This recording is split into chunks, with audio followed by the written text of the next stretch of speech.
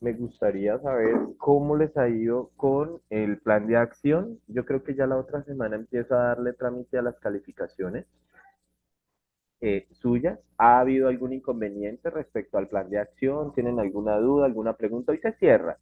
Hoy a las 12 de la noche se cierra. Y es algo que tienen que pues hacer y es muy fácil. Acuérdense que también tienen que participar en los foros y que son máximo 2 párrafos. Tú haces una línea, ya es un párrafo. O sea, si ya es punto aparte, eso ya es un párrafo. Acuérdense que la definición, eso lo sabemos. La definición de párrafo es comienza con mayúscula y termina en punto y aparte. Y una línea es eso. Comenzaste con mayúscula y terminaste con punto y aparte. Entonces tengan cuidado porque a veces miran y hacen una línea y luego hacen otra y luego hacen otra o dos líneas y hacen otra y no lo cuentan como párrafo porque no lo ven abultadito. Suele pasar, ¿no? ¿Listo? ¿Hay alguna pregunta, duda o empezamos ya la clase?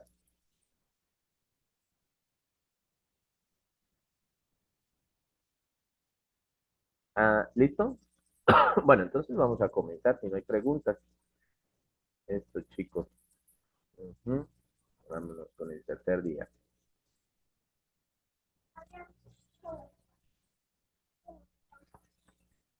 Listo. Entonces voy a compartirles a ver, sí, las diapositivas.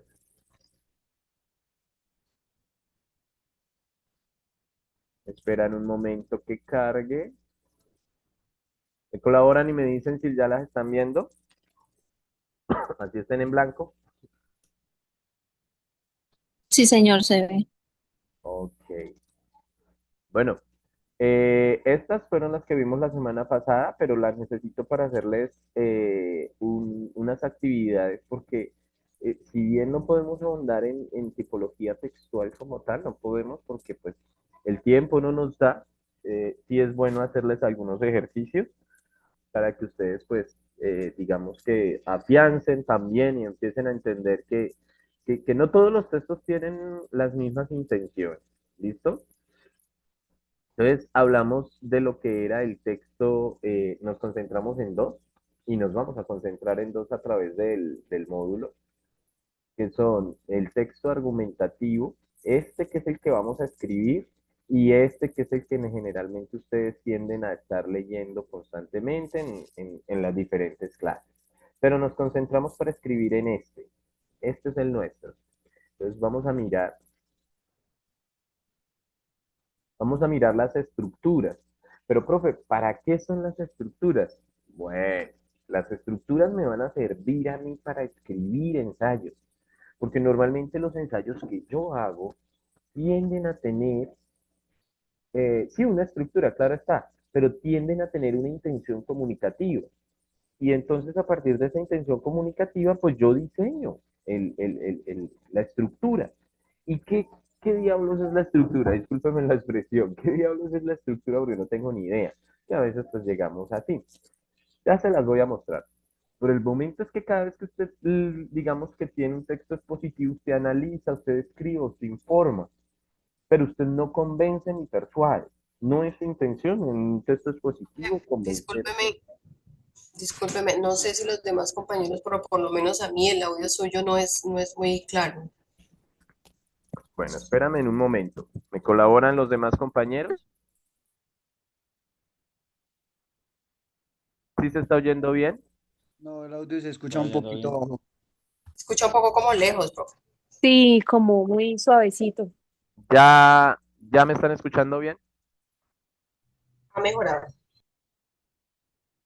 Si quieres, espérenme 2 minuticos, miro a ver si de pronto probando con otros auriculares. Denme un momento y voy a detener la grabación para que no se torne.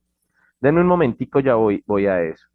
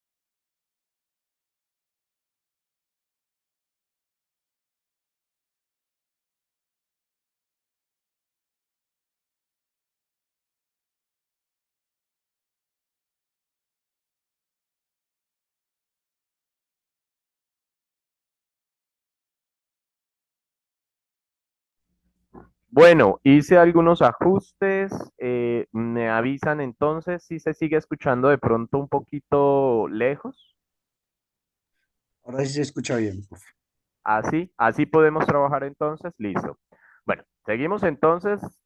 Porfa, cualquier cosa me están avisando porque pues la idea precisamente es esa, ¿no?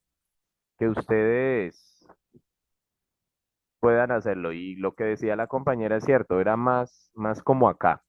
Bueno, vamos entonces íbamos hablando de lo que era la estructura, que es importantísima, muy importante en este sentido porque vamos a trabajar texto argumentativo, van a escribir ustedes ensayo, van ustedes a hacer una serie de cosas que estos textos los van a abordar de esta manera. Entonces, el propósito de todo texto expositivo, yo les decía, era informar, era describir, era explicar, era analizar. Dicen que cuando uno hace esas acciones, uno no da su punto de vista. Ahora, van a haber profesores a las que ustedes les van a pedir un texto expositivo cuyo final sea argumentativo. ¿En qué sentido? Háganme por favor un análisis de X informe y a partir del análisis al final usted me da su punto de vista. Ese punto de vista, ese momento es argumentativo, pero todo lo demás del texto es expositivo. Solemos hacerlo nosotros los profesores porque queremos saber qué piensan ustedes y cómo relacionan el texto con lo que tienen, con lo que saben o con lo que han leído. Generalmente con lo que han leído. ¿Listo? Entonces, cada vez que yo hago un texto expositivo, mi intención no es convencerlo a usted. Mi intención es analizarle, mostrarle, digamos que describir fenómenos, mostrar, por ejemplo, las inconsistencias de la ley, mostrar la aplicabilidad de la ley en el papel, pero no en la práctica. O sea, mostrarle toda una serie de cosas, pero no precisamente mostrarles a usted, perdón, convencerlos de una idea. Eso no es. Esa es la diferencia entre el texto argumentativo. Ahora, como normalmente yo les decía la vez pasada, una introducción, un desarrollo, una conclusión es, digamos que lo más básico que podremos decir del texto expositivo, pero lo que va a cambiar, porque es muy similar al argumentativo, lo que va a cambiar son los elementos que van en cada uno de los bloques, ¿no? Ya mientras acá no planteo una tesis, acá sí puedo plantear el tema, presentar las ideas y luego pues resumir la información. Entonces, cambia, sí cambia, porque mi intención comunicativa cambia. A diferencia del texto argumentativo, cuya intención sí es convencerlo de una idea. Ojo, aquí sí quieren demostrar una tesis, quiere que usted asuma la postura de quien está escribiendo. Si usted es el lector, obviamente del autor, pero si usted es el que está escribiendo, si usted es el autor del texto, usted debe tener una tesis, debe tener una idea para demostrarle a los demás. Obviamente esa postura se tiene que argumentar. Y yo les explicaba la vez pasada, mira, ahí Colombia nos caracterizamos por pelear con todo el mundo, pero nunca argumentar. Y en ocasiones, a veces hasta le da uno risa. ¿Por qué le da uno risa? Porque pues ustedes están en un medio, lo que es el medio del derecho, ¿no? Y normalmente uno ve que, pues obvio, digamos que en esos juegos de poder, porque pues me gustaría que aprendieran a conocer los juegos de poder. En política hay muchas cosas que las personas no pueden hacer, por más de que estén sus facultades, no pueden hacer, porque hay poderes que van a tirar y meterse con esos poderes a veces no es tan bien, tan bueno. Entonces, son dinámicas que se manejan del poder y quienes han estado cerca a él se dan cuenta. Y ustedes han visto que un político a veces salta de un lado para el otro. Y eso es normal, en serio, eso es normal. Que obviamente la gente cree que debe tener los principios de principio a fin. No, en política se cambia mucho eso, se cambia bastante.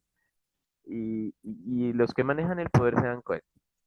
Entonces, ay, que le cantaron la tabla a X persona. No, pues en una plenaria yo le puedo decir al otro que es hasta ladrón si quiere, porque lo es, ¿no? Usted es un ladrón, bonito. Pero si jurídicamente, y aquí entra la teoría general del proceso, o sea, si yo no entablo una demanda en contra de ese senador, es como si yo me riera. Es que le cantaron la tabla, ¿no? Cantarle la tabla no sirve de nada hasta que no haya una denuncia en la fiscalía con pruebas incluidas. Ahí sí sirve. Es decir, hasta que no hayan argumentos que demuestren esa tesis, nos están engañando. Porque yo en plenaria me peleo con usted, pero nos encontramos en el club de Nogal y tomamos whisky. Y nos reímos porque salimos en televisión peleando, jajaja, tan bonitos como actuamos. Cuando yo le clavo a usted una demanda, discúlpeme la expresión que acabo de usar, chicos, a mí eso me da risa. Cuando yo interpongo una demanda, ahí ya cambia el asunto, ¿sí? Ahí empieza un proceso, ahí sí, pero en una plenaria del Consejo, en una plenaria del Senado, ¿de qué le sirve a uno como ciudadano? Porque a mí me gusta a veces verlas. Es revisar qué argumentos tiene él para estar en esa posición, ¿sí? Pero cuando empieza a decir que el otro es ladrón, que el otro tal, que el otro tal, eso no va a servir de nada, de verdad no va a servir de nada jurídicamente. Y bueno, ya que estamos en este medio, ustedes saben perfectamente que son los procesos los que llevan a los políticos a la cárcel. No es más. Pero salir por televisión a decir que el otro es esto, eso no sirve. ¿Sabes de qué sí puede servirle para el político? De pronto es una jugada pública. Y ahí sí ya cambia el asunto. Lo que pasa es que nosotros como ciudadanos debemos ser críticos en ese sentido. Argumentos, y los argumentos están basados en demostraciones, no en que me contaron, no en que a mí me dijeron, no, es que si yo lo demuestro. Mire, muchos chicos ahorita que estoy terminando el otro semestre me dicen, por ejemplo, que Colombia es uno de los países más pobres. Y espérese, ¿de dónde saca usted esa afirmación? Ay, pues es que mire la pobreza allá. No, a mí no me interesa, discúlpenme que yo diga esto, pero va a sonar así como un poquito frío, ¿no? A mí no me interesa solo su punto de vista, si no está demostrado. O sea, ¿qué tengo que demostrar? Sí, sí, porque usted está diciendo que somos pobres, pero usted se lo está inventando. No, sí, claro que sí son. Bueno, entonces demuéstrelo. Yo no estoy diciendo que lo que dice usted es mentira. Yo lo que quiero es que usted aprenda a demostrar lo que dice. ¿Listo? Lo que dice. Entonces, chicos, este tipo de texto es muy bonito en ese sentido. Que a usted no le pueden estar echando carreta, porque cada vez que usted le echan carreta, yo dice, no, no, no, no, no, gracias. ¿Recuerda que yo les decía lo de los influencers? Y es que nos vamos a volver como un país por aquí vecino. No, mejor dicho, terrible. Demuéstrelo. No, no hay estudios de investigación. Bien, gracias. Yo sigo adelante, usted siga hacia allá engañando pendejos. O sea, cuando me demuestren con trabajos de investigación, yo ya ojo, me paro, me detengo y empiezo a revisar los trabajos de investigación. Pilas con eso, ¿no? Aquí hay algo que René Descartes decía y es importante, ¿no? Duden. Sí, es más, hasta de lo que a veces uno como profesor le dicen, duden, eso no importa. Listo. ¿Cómo es la estructura para el texto argumentativo o para el ensayo que vamos a escribir en el producto número 4? Debe tener una introducción o va a haber una introducción. Debes plantear una tesis. No entren en crisis académica que yo en esta clase, en estos cursos, de hecho ya voy casi que para la siguiente clase o en una o dos clases, solo aparto una clase para hablar de la tesis. Y ahí yo ya les voy a decir, como ustedes van a tener X tema para escribir, me hacen el favor, redactan la tesis y me la muestran. Muchos van a redactarla, otros van a pasar desapercibidos, muy desapercibidos. ¿Y qué va a pasar en ocasiones cuando pase desapercibido y usted no conozca el tema? Que yo cuando le vea el ensayo le dije, pero yo le me dije que la subrayara la tesis. Sí, profe, mire, yo se la subrayé, está mal hecha. Eso no es una tesis como corresponde. Ay, profe, imagine, le cae la tesis y le cae todo el texto prácticamente, porque usted no sabe en últimas qué está defendiendo. ¿Listo? Entonces va la tesis, que es la postura del autor. Hasta aquí va la postura, porque yo les dije que no solo me interesa en su manera de pensar, me interesa también es cómo demuestra usted esa manera de pensar, ¿sí? Ya después les voy a explicar. Por ejemplo, tú estás muy en desacuerdo y hay un chico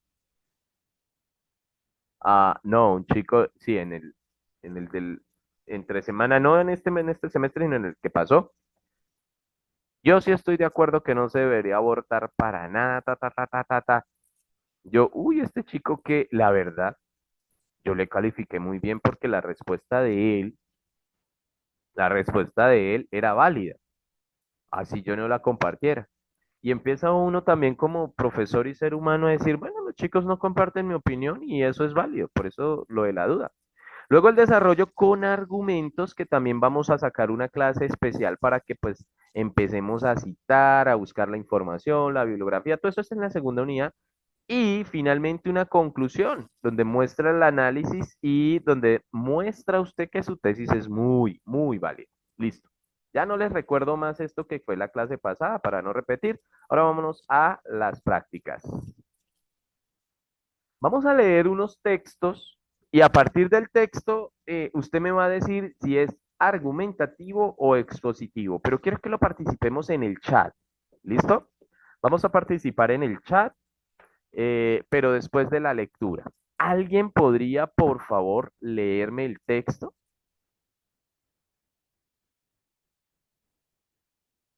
¿Quién se anima?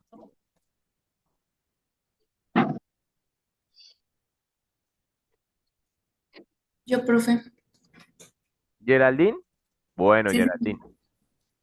Los magistrados, la figura del rey es sustituida por dos magistrados, esto es, altos funcionarios públicos, llamados cónsules, que eran los jefes civiles y militares del Estado, elegidos por los comicios y cuyo cargo duraba un año. Por su parte, la autoridad religiosa se separa de los poderes civiles y es confiada al gran pontífice. Muy pronto, al lado de los cónsules, aparecieron otros magistrados que también participaban en el gobierno de la ciudad. Así tenemos a los cuestores nombrados con sus cónsules y que en un principio los auxiliaron en el desempeño de sus funciones, el dictador nombrado por cualquiera de los cónsules en momentos de crisis, los censores 443 a.C., los édiles curules 367 a.C., los pretores urbanos 367 a.C. y los pretores peregrinos 242 a.C. Bien, pero a ver que creo que hay otro parte acá. Argumentativa no es porque no está, no está. Espere con calma, tranquilo. No te afanes. Geraldine, colabórame con este párrafo. Es un fragmento que pues salió en dos diapositivas, ¿listo? Tranquilo. Los magistrados detentaban un poder muy amplio. Algunos de ellos tenían el imperium o facultad discrecional de mando, que incluía la coercitio o poder disciplinario, la iurisdictio o facultad de administrar justicia y el ius agendi cum populo o cum senatu o derecho de convocar y presidir a las asambleas cívicas o al Senado. El Imperium, sin embargo, sufría limitaciones tales como el veto intercesio del tribuno de la plebe, la provocato ad populum, recurso del que todo ciudadano disponía frente a la pena de muerte, la temporalidad, ya que los magistrados duraban en su cargo 18 meses como máximo.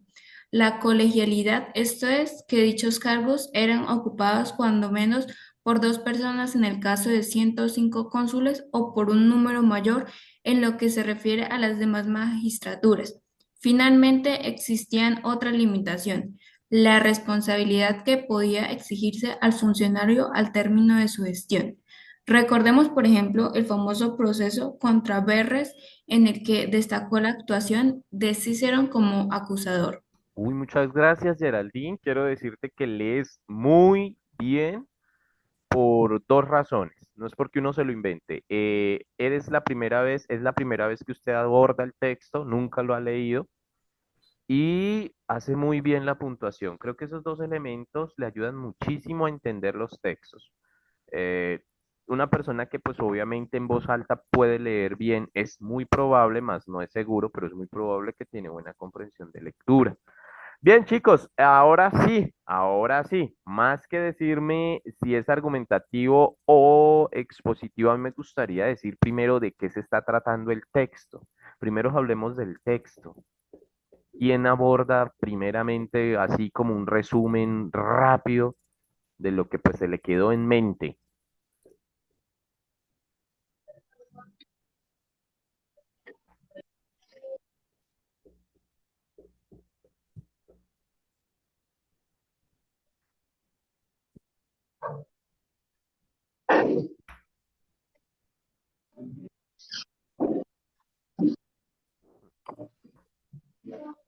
Se lanzaron, fue a decir si ese es positivo. Na- Manuel, te escucho. Hola, profe, buenos días. Pues yo creería que el texto, así a grosso modo, y pues a partir digamos, del apartado extraído, trata un poquito de la organización del imperio romano, creería, una vez esto empiezan a como a desligarse o a separarse los poderes públicos. Sí, ¿cómo empieza a hacer esa organización? Muy bien, excelente esa inferencia del Imperio Romano. Eh, ¿Dedujiste algo de por qué el Imperio Romano precisamente, más no otros tipos de imperio? Digamos que por los vocablos que utilizan, por Y una parte, y por otro, pues que del Imperio Romano es donde parte siempre esa organización. Digamos, nuestra. no tanto de Grecia ni de otros, sino siempre ha sido Roma el que como ¿Tienes que dio bases? ese paso.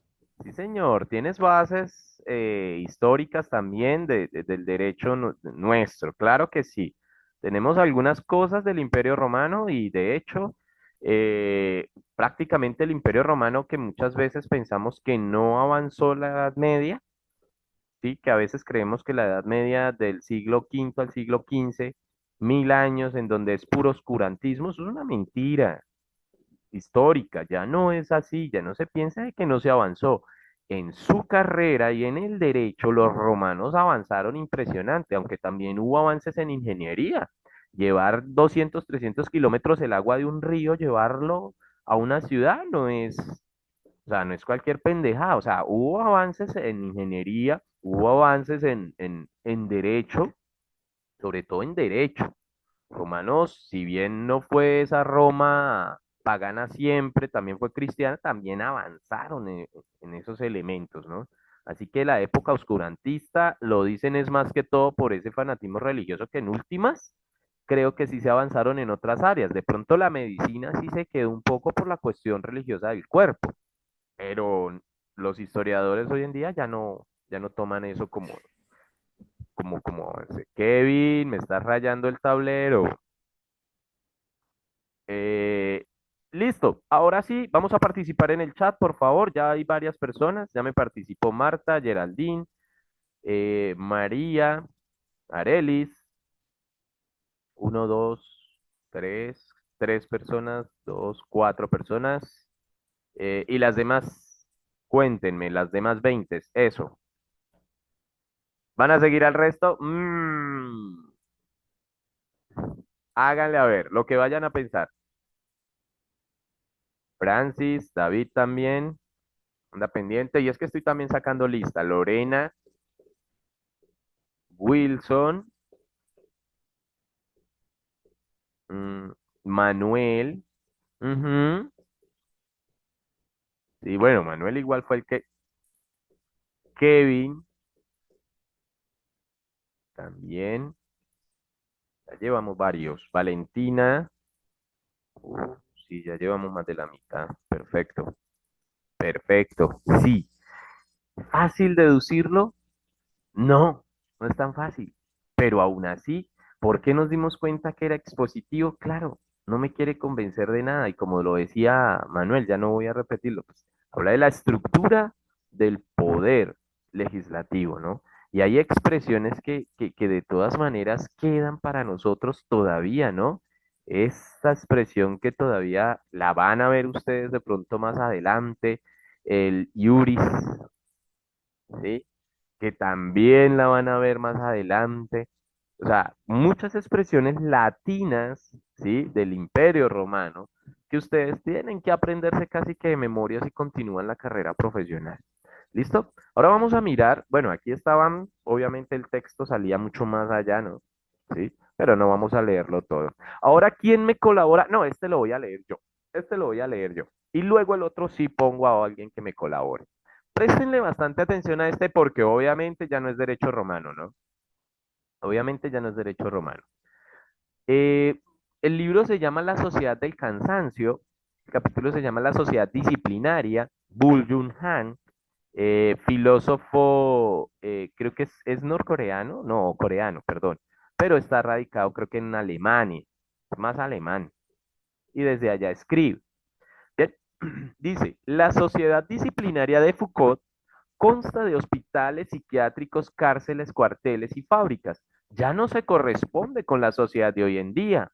En su lugar se ha establecido desde hace tiempo otra completamente diferente, a saber, una sociedad de gimnasios, torres de oficinas, bancos, aviones, grandes centros comerciales y laboratorios genéticos. La sociedad del siglo XXI ya no es disciplinaria, sino una sociedad de rendimiento. Tampoco sus habitantes se llaman ya sujetos de obediencia, sino sujetos de rendimiento. Estos sujetos son emprendedores de sí mismos. Aquellos muros de las instituciones disciplinarias que delimitan el espacio entre lo normal y lo anormal tienen un efecto arcaico. El análisis de Foucault sobre el poder no es capaz de describir los cambios psíquicos y topológicos que han surgido con la transformación de la sociedad disciplinaria en la de rendimiento. Tampoco el término frecuente sociedad de control hace justicia a esta transformación. Contiene demasiada negatividad. La sociedad disciplinaria es una sociedad de la negatividad. La define la negatividad de la prohibición. En un segundo, porque aquí me aparece un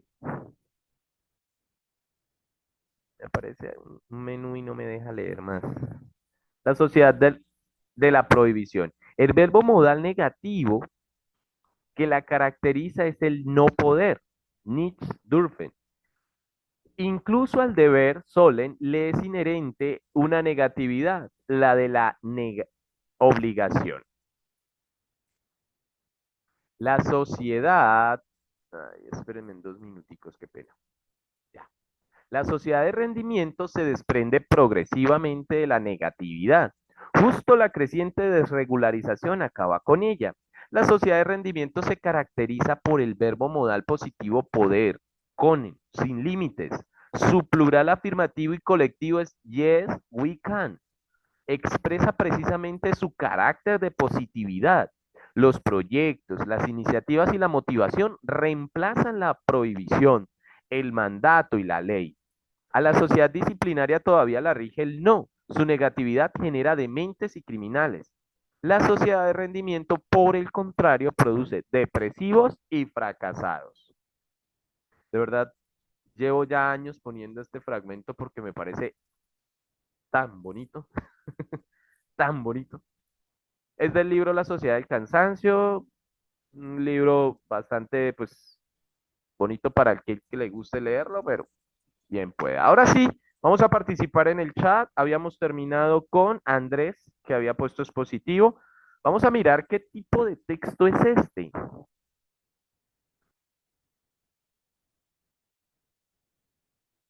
Bueno, Marta comienza con expositivo. Aquí ya empezamos a tambalear, argumentativo. Expositivo, ve que empezamos, subí nivel. Expositivo. Wilson dice que es argumentativo y empezamos, ve, Arely se va más por el lado de la argumentación.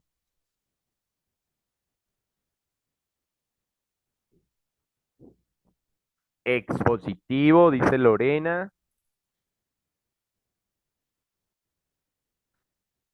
Argumentativo, Patricia y Mariana. Manuel dice que es argumentativo.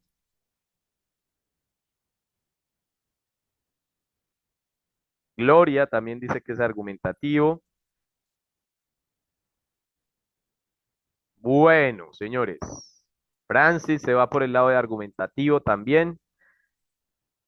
Yo quiero que antes de que, bueno, ya me opinaron que era de tipo argumentativo algunos, expositivos otros, vamos a tener que obviamente decirle a algunos que no está tan bien y que pues De pronto se dejaron confundir por algo que yo ya me imagino que será.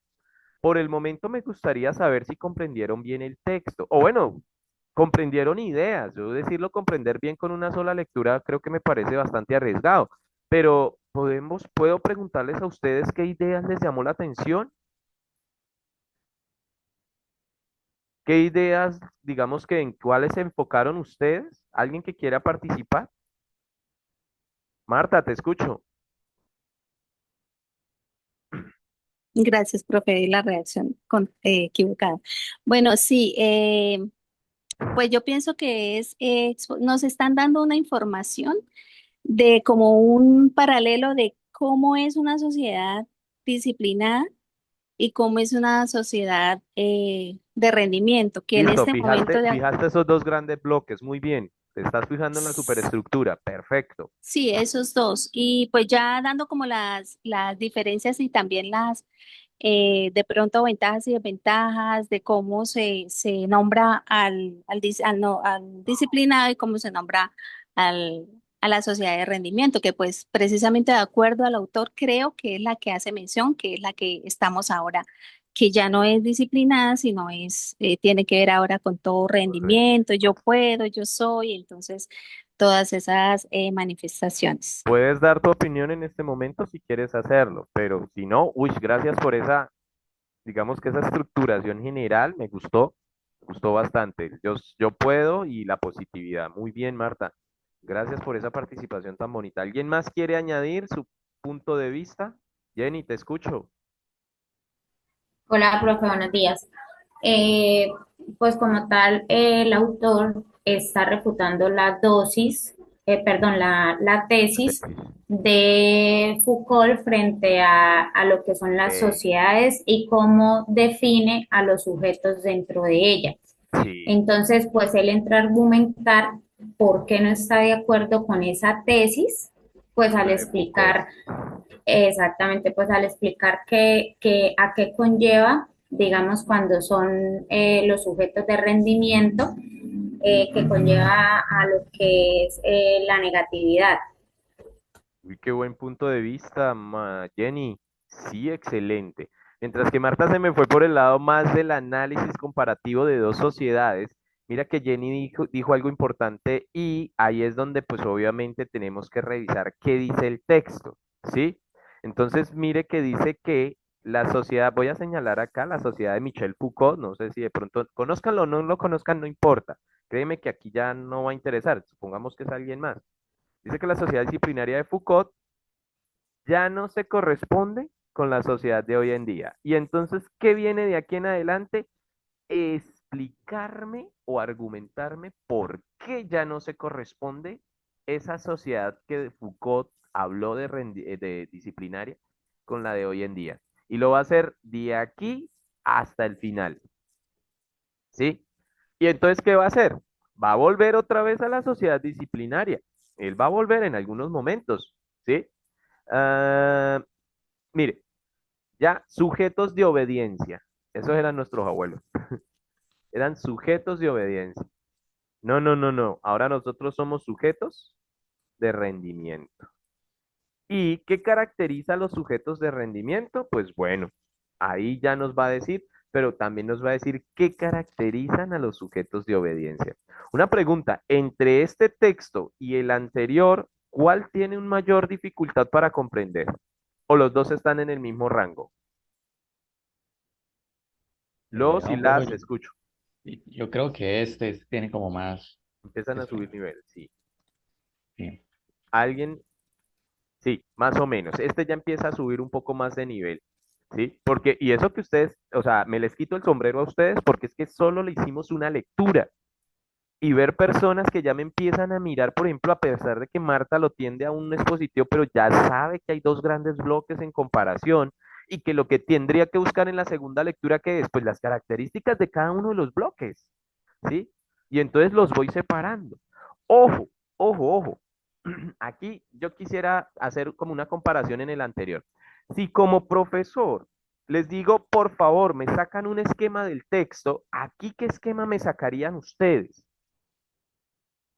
¿Cómo es que cómo pondrían en un esquema este texto? este fragmento, solo este fragmento, ¿qué harían ustedes?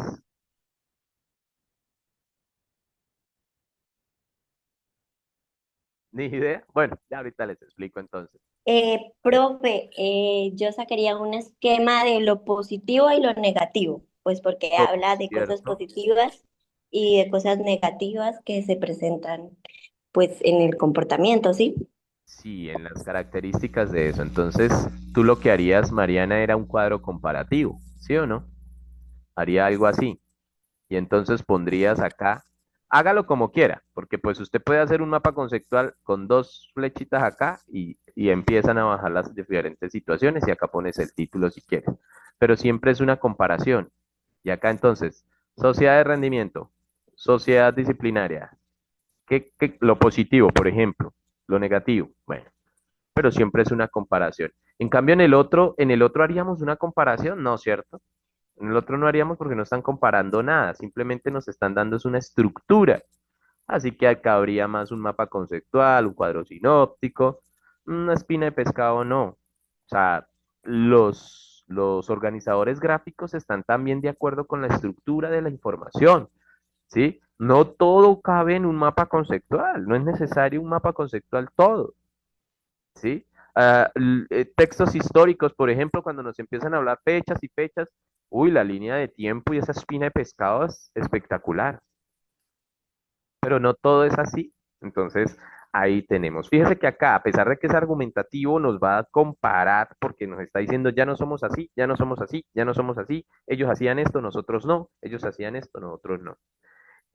Chicos, me gustaría escuchar solo para, digamos que, uy, el tiempo cómo pasa de rápido.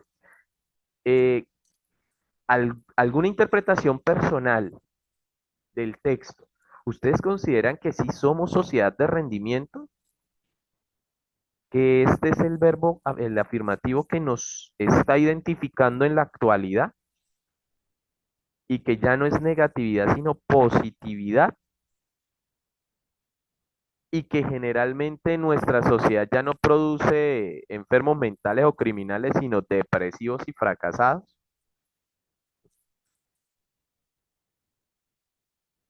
¿Qué opinan ustedes?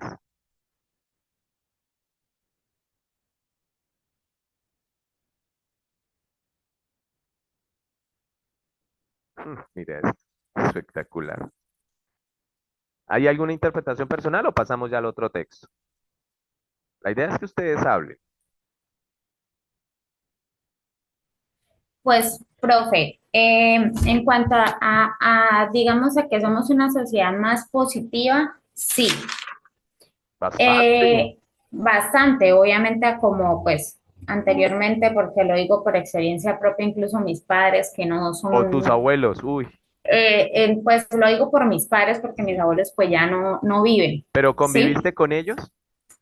Pues, pero cuando estaba muy niña y pues obviamente todavía no tenía como muy definida Uy, mi tendencia, los hubieras eh, escuchado, sí, sí, sí. oye, sí, claro. ¿Qué pasó con tus padres? Cuéntanos la experiencia. Entonces, lo digo por mis padres, porque mis padres son personas que se cohibían mucho en muchos aspectos, empezando, digamos, por la parte económica, Uy, sí. en la que decían, no, es que endeudarnos, no, es que no sé qué, La no, es casa y que sopa. mejor dicho.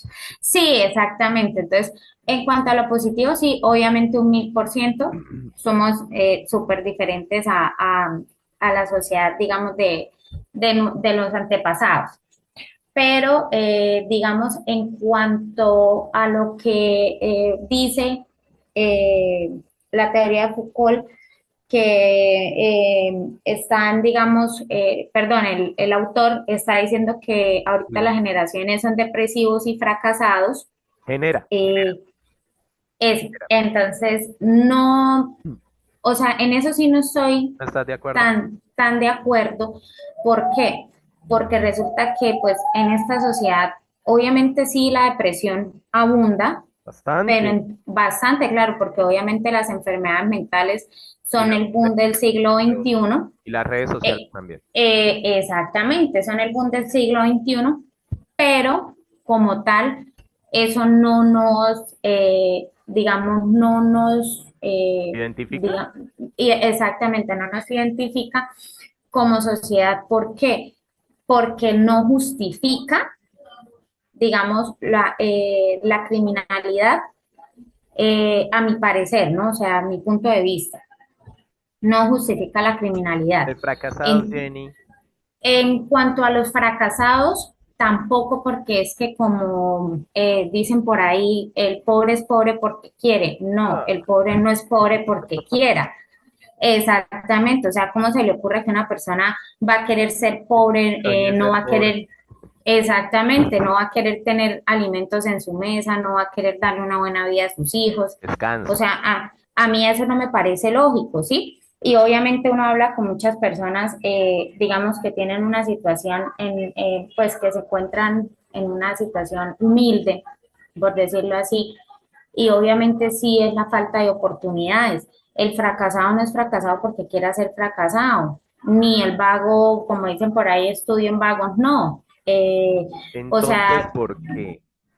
el ¿Crees problema que hay de gente? esta sociedad Ya te es doy paso. la falta de oportunidades. Ah, Yo sé que esto, o sea, suena a cliché y hay muchas personas que dicen, sí, pero es el que como cliché no si yo, pasa nada. sí, yo tuve oportunidades y por qué otras no las tienen. Pues porque otra persona sí puede tener contactos y yo no. Allá es a donde Sí, voy con los fracasados, ¿no? La culpa es... exactamente. O sea, mire, por ejemplo, nada más en mi casa. Yo tengo una hermana que ya está en lista de elegibles de la DIAN. Le han programado 5 audiencias para posesionarla y cada vez que le programan la audiencia, meten una tutela las personas que están allá provisionales en la DIAN, o se hace en pocas palabras por un palancazo político, Sí, sí. ¿sí? Entonces, una vez escuché a un conocido decir, es que, pues, qué pena, ¿no? La palabra. Es que quieren dejar sin trabajo a esos pobres pacientes que están Ajá. allá en la DIAN por meter a 20.000 HPs Sí, a trabajar allá. Y yo, pues, yo apenas lo miré y Dios mío, sí, se me sí, sí, saltó te entiendo. todo porque yo dije, ¿cómo así que 20.000 HPs? Mi hermana no está esperando puesto allá porque sea un HP, mi hermana está esperando puesto porque ella Te lo ganó. pasó todos los filtros que exige la DIAN, o sea, y esos eran los mismos, o sea, son los mismos filtros que deberíamos exigirles como tal a los Claro, senadores, más congresistas, transparente. Sí, alcaldes, hasta el mismo presidente. O sea, independientemente si tienen o no tienen estudio. Entonces, para mí, la sociedad de fracasados también es, o sea, está fuera de temática. contexto porque es que nadie es Termina, pobre porque quiere, ni nadie es fracasado porque quiere. técnicamente terminas avalando mucho a Bull Han, así no te estés dando cuenta. Y así al principio de tu discurso hayas dicho que no está de acuerdo con depresivos o fracasados, validas que hay bastantes depresivos, personas en depresión por la situación que se está dando. Había otra compañera, creo que era Patricia, muestra a ver, que me levantó la mano y ya la bajó. ¿Quién era? Ay, yo quería que participara. Sí, profe, espéreme. Espéreme que estoy conectándome los audífonos. Bueno, Sí, profe, pues Patricia, son puntos de vista, ¿no? sí, claro. Aquí ya es Totalmente. interpretación personal. Ya son interpretaciones. Bueno, yo de pronto interpreto el tema de los depresivos y los fracasados porque, bueno, yo soy de una generación en la que a mí, si usted no trabaja o estudia, pues, o sea, si usted no produce, entonces no sirve, ¿no? No sirve. La de rendimiento, Entonces, tenemos que rendir, ¿no? exactamente. Entonces, si usted me pregunta, pues no me ha preguntado, pero yo he trabajado, he trabajado y he estudiado, y a veces uno llega a un punto en que usted como que, listo, voy a hacer una especialización y usted culmina con esa especialización lo que tanto quiso y nuevamente va a estar allí en un momento en el que usted dice, pero ¿y qué? Yo hice esta especialización y no pasa nada. Y entonces, yo leía un artículo que decía que el fracaso de los exitosos. O sea, yo asocio ese fracaso más a que nosotros estamos produciendo, y el día que estamos parando nos sentimos depresivos y fracasados Sí, porque no ¿no? seguimos Culpables, produciendo. Exactamente, nos culpables. Un sentimos allí domingo una viendo una culpabilidad. serie te sientes culpable. Exactamente. Por ejemplo, una mujer llega y que lave la loza, que vaya aquí, que organice, y un domingo uno no se queda quieto porque uno ya está con ese chip de produzca, produzca, Ajá. haga, porque si usted no hace, entonces usted es un vago. Sí, y si eres mamá, oye mamá, pero siéntese, no, no, no, no, no, yo tengo que, y se le mete en la cabeza el yo tengo que, sí, sí, puede pasar también. Los dos discursos son similares. Valentina también hablaba de la generación de cristal. Más que hablar de la generación de que ahorita son de esos cristaludos, Valentina, yo te dejo también una pregunta. ¿Quién educó a esa generación? ¿Sí? ¿Quién la educó para que tuviera esos problemas depresivos tan grandes? Porque puede pasar, ¿no? Entonces, hay que también plantearse no solo esa pregunta, muchas preguntas. Bien, agradable entonces lo de las compañeras y esas intervenciones. Yo termino como cerrando un resumen más o menos de lo que decía. Jenny hablaba de un sistema, por ejemplo, de ese sistema de la DIAN que no la dejaba a la hermana ocupar su puesto como corresponde. Y es que en ocasiones el mismo sistema nos hace fracasados, pero entonces al último que nosotros le echamos la culpa es al sistema, ¿no? Nosotros primero decimos, no, yo puedo. No, yo puedo. Y leemos cientos de libros que dicen, si tú lo sueñas, si tú lo haces, tú puedes lograrlo. Y uno dice, no, espérese. También hay otras variables contextuales que me impiden lograr los sueños. Entonces, cuando usted monta un negocio porque son de iniciativas y proyectos, ¿no? Entonces, monte un emprendimiento y montas el emprendimiento y tú fracasas y fracasas porque obviamente tu emprendimiento no tiene la misma fuerza que otros emprendimientos, te vas a poner depresivo. Es lógico que te entre depresión porque te vas a echar la culpa a ti. Somos nosotros culpables. Y me gusta mucho lo de Patricia porque es que es cierto, la mujer hoy en día tiene en la cabeza el chip de que tiene que estar haciendo aseo, así ya no necesite hacer aseo, pero tiene que estar en eso.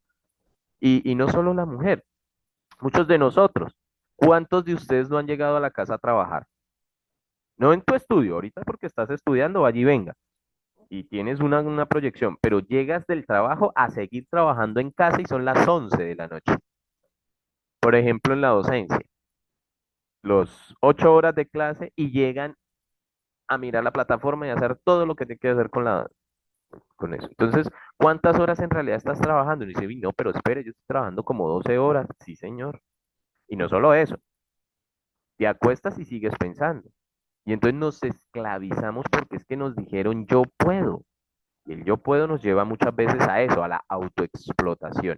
Y lo que decíamos en ocasiones del emprendimiento fracasado es que, venga, les explico una situación del sistema. Hombre, uno dice y ve en la revista, por ejemplo, Dinero, que tiene 35 años y ya tiene más de 10 empresas, liderando 10 empresas, pero uno no se da cuenta quién es el papá de la niña, quién es el tío de la niña. Y entonces es ilógico. ¿Por qué le digo es ilógico? Hombre, porque con un tío, con un músculo financiero de esos, yo monto cualquier empresa y me va a subir, ¿sí? Ya tienen un capital social, ya tienen a quién venderle, ya tienen mercados abiertos, mercados de años. Hombre, pues montar un negocio de empanaditas es muy fácil y hacerlo crecer más fácil todavía. A diferencia de la señora de la esquina que está sola y que nadie la conoce y que solo los 5 vecinos de las casas de los lados la conocen. El puesto de empanadas no es igual. Entonces, claro, 35 años y con esas empresas, si ella sí pudo, yo por qué no puedo. No, mírele todas las variables de por qué ella pudo. Tenga muy en cuenta los diferentes sistemas. Profe, entonces nadie sale adelante. Sí, hay muchos emprendimientos que logran mantener su punto de equilibrio. Claro que sí, yo no voy a decir que no, pero ojo, ojo. Mira la cantidad de emprendimientos que salieron, ¿sí? No, sí, así sea rica la empanada, porque por ejemplo yo voy a McDonald's, Valentina, gracias por ese aporte. Yo voy a McDonald's y yo en McDonald's me tomo un latte. Yo no como papas, son las papas más feas de este mundo. Digo, yo soy que la gente se come eso, ¿sí? Y McDonald's supuestamente es para comprar hamburguesas, que tampoco compro. Me las compro en otro lado. O sea, no son ricas, pero vaya, mire a ver cuánto le sacan a usted por hamburguesa. Mientras que a veces hay otras mucho más deliciosas. Entonces, sí, claro, no es el producto en sí, la calidad, es el músculo financiero. Otra cosa es, por ejemplo, la señora de máquina plana. Ah, no, pues empezó a hacer su almacencito.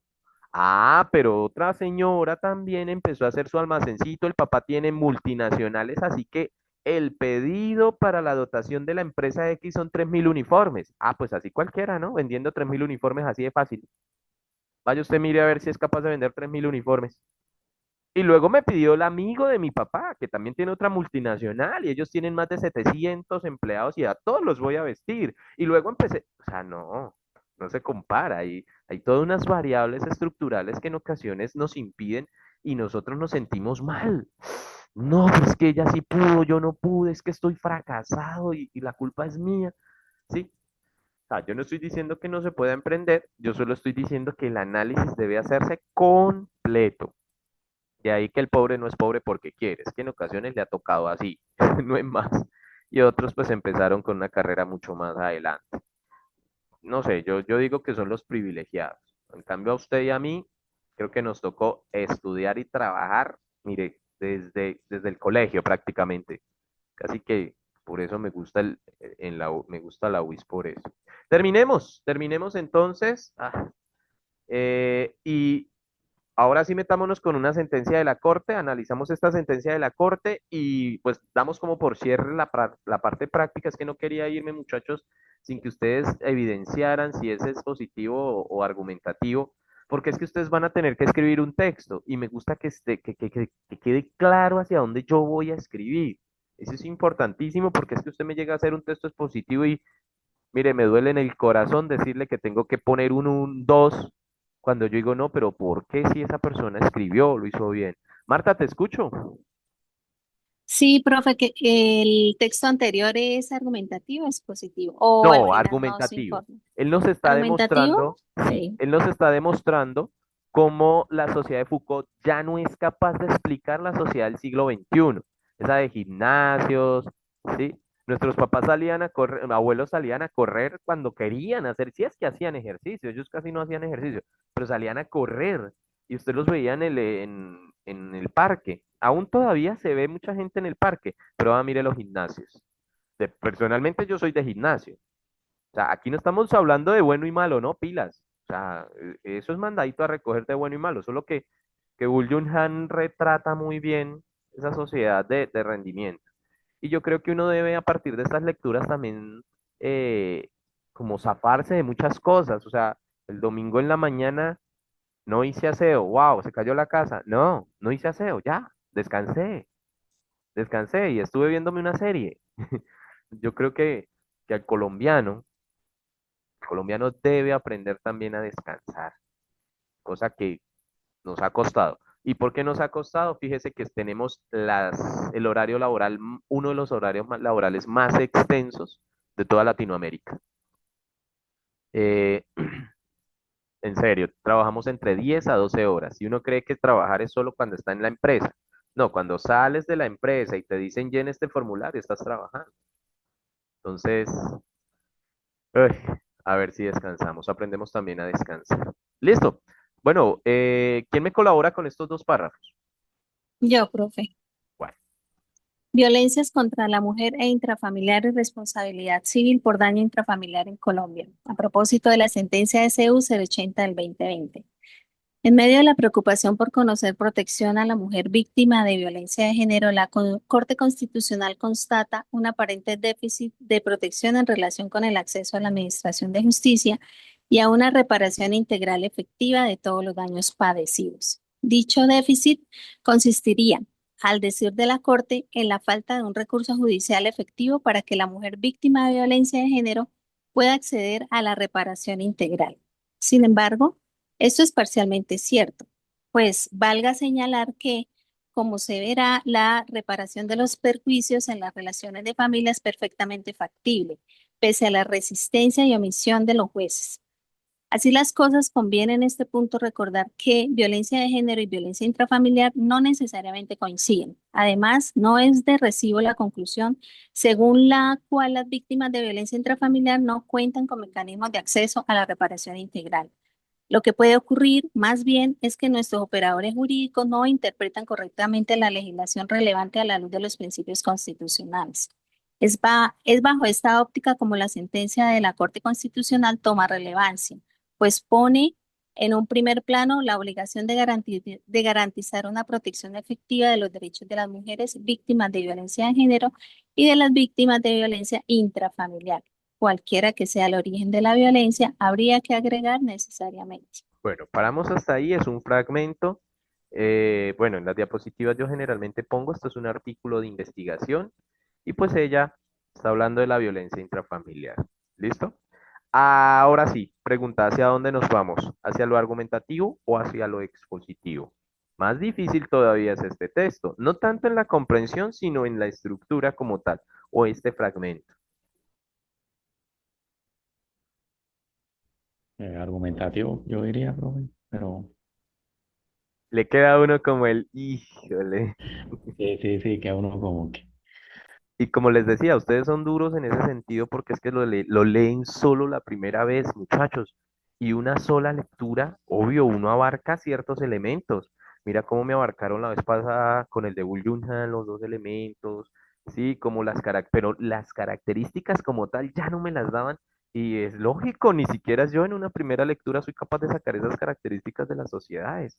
Me tocaría ir subrayándolas a medida que ya digamos que le pesco yo la intención de Bull Yunhan de los dos. Bueno, casi ya no hay problema, ya es argumentativo. Ahora la pregunta es, ¿de qué, o sea, cuál es la idea que está intentando sostener estas dos investigadoras? Porque es un artículo de investigación precisamente debido a la sentencia, hacen un análisis sobre la violencia intrafamiliar. ¿Cuál es la tesis? O sí, la tesis, la idea que está sosteniendo ellas, que están peleando ahí, pues no peleando, no, que sí, me gusta la palabra pelea también en cierta medida, o sea, que están y hacen una crítica muy, muy bonita. O sea, digo bonita en términos de argumentación. ¿A cuál es la tesis? ¿Quién es capaz de sacarla? Y de hecho, he hecho un vainazo sabroso.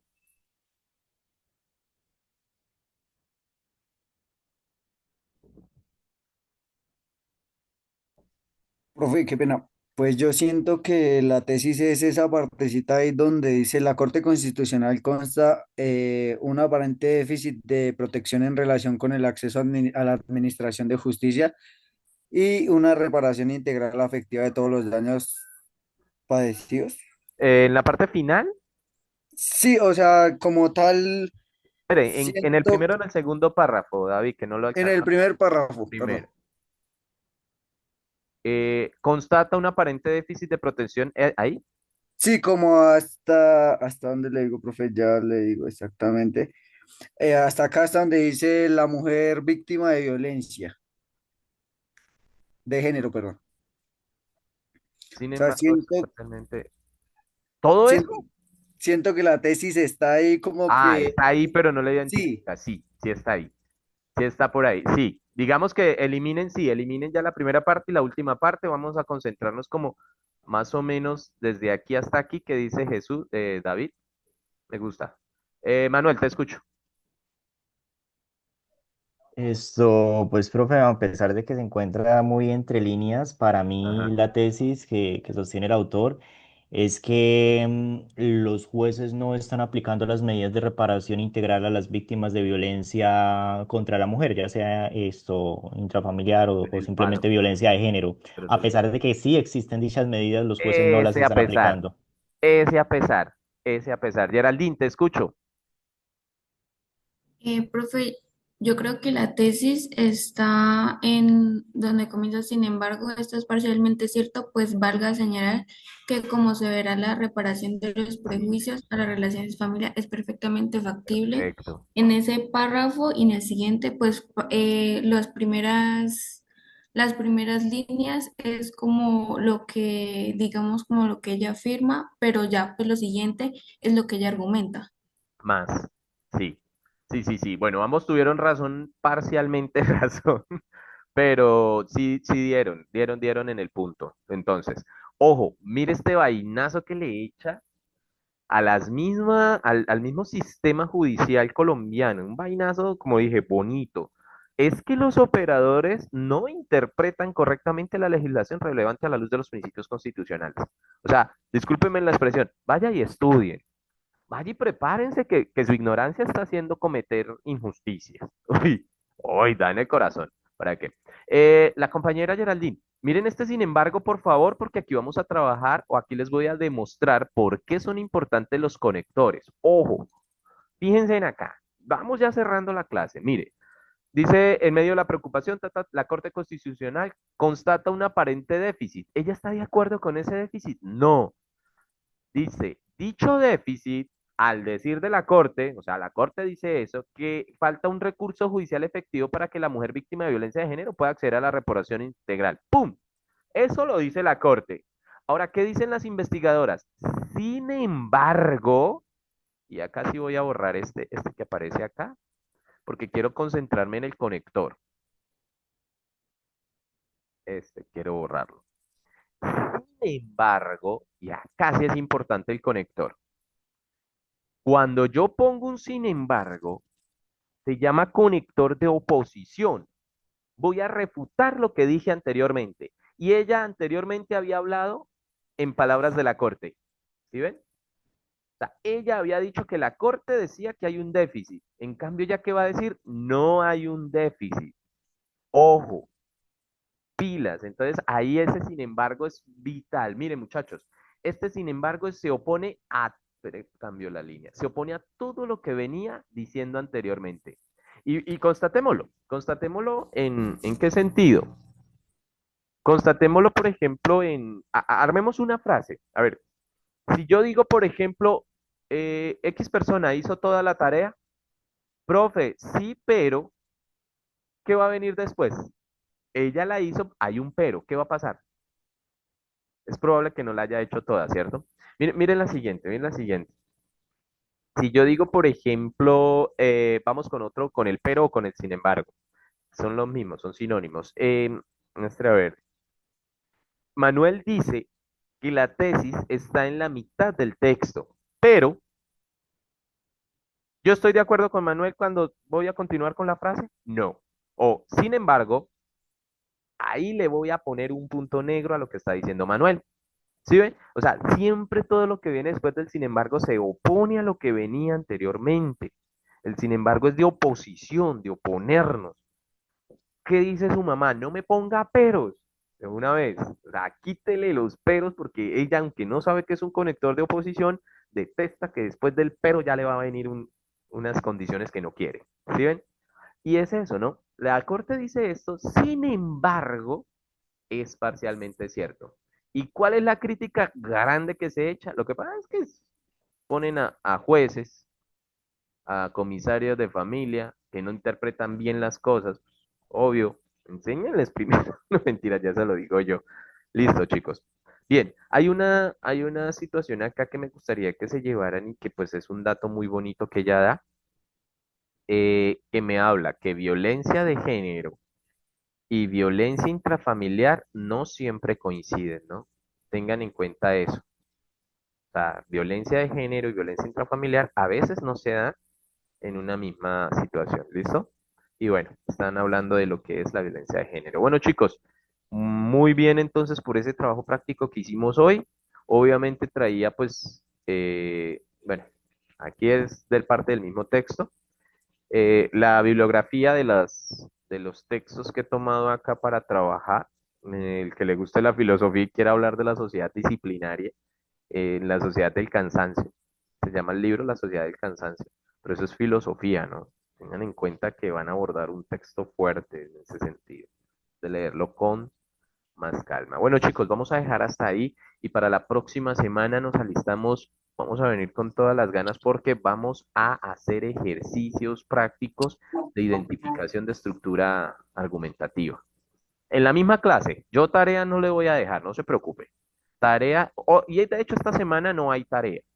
Esta semana están ustedes como, respiren lo que ya la otra semana explico el producto uno y hacemos, o sea, las actividades las hacemos aquí en clase.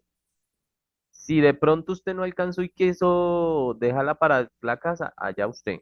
Pero el tiempo se le da acá, pues precisamente, muchachos, para que pues tengan ustedes esa opción de tener esa semana donde puedan trabajar también y poder, pues, digamos que, ¿cómo les digo? No sobrecargarnos, sobre todo en sobrecargo. Yo también estoy en un posgrado virtual y sé que es cuando nos ponen esos artículos de publicación. Listo, chicos, muchas gracias entonces. Si no hay preguntas, no hay dudas, nos vemos entonces dentro de 8 días. Gracias, profe. Gracias, profe. Gracias, Buena profe. tarde. Bueno, gracias, lo mismo a todos. Gracias, profe. Chao, chao.